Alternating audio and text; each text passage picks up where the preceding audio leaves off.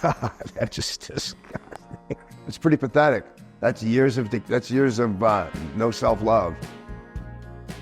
In Narcotics Anonymous, we talk about the gift of desperation. And it's when you have the realization that you're at your bottom. My realization was on January 20th, 1994. I was in a bad place. I was doing bad things. I'm on the run. I'm not a friendly guy, and I was in a very dark spot. But I had enough forethought to send my son, who I hadn't seen in 5 years, a bicycle. I sent him a mountain bike. So I sent him the mountain bike to his grandparents' house, and it took his mom a little while to find out where I was hiding out in San Diego.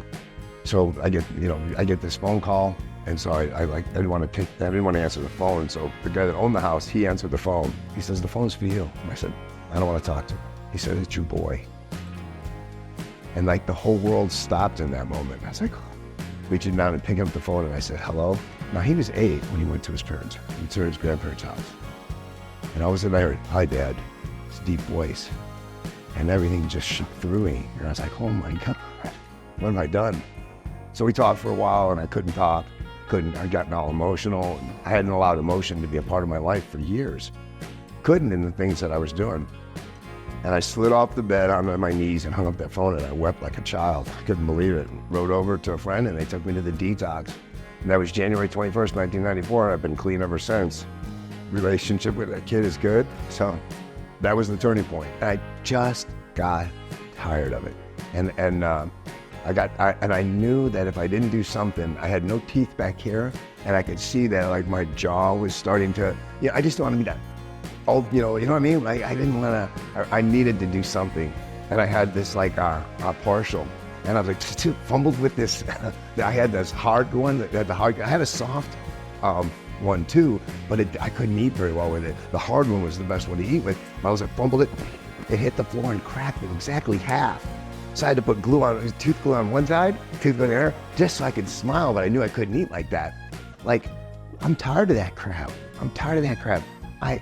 I worked hard for a lot of years. I made a really good income for a lot of years. I had money saved up. I have investments. It's like, what are you doing, dude? I do all kinds of stuff for everybody. Like, I go out of my way to help everybody, even exes, everything in my life. My sponsor actually said, when are you going to start doing stuff for yourself? So, hence the teeth, the new motorcycle. I can smile in pictures now. That alone is worth it. But yeah, I smile more. I eat more. Everybody's I have a lot of friends that notice it. So it's and it helps. It helps, especially when you're meeting new people. I get people. I've had a number of people like I'm talking to someone across the counter or whatever, and they just stay. I go, they say, you have such a beautiful smile. Well, thank you. So I haven't heard that since I was, a little kid.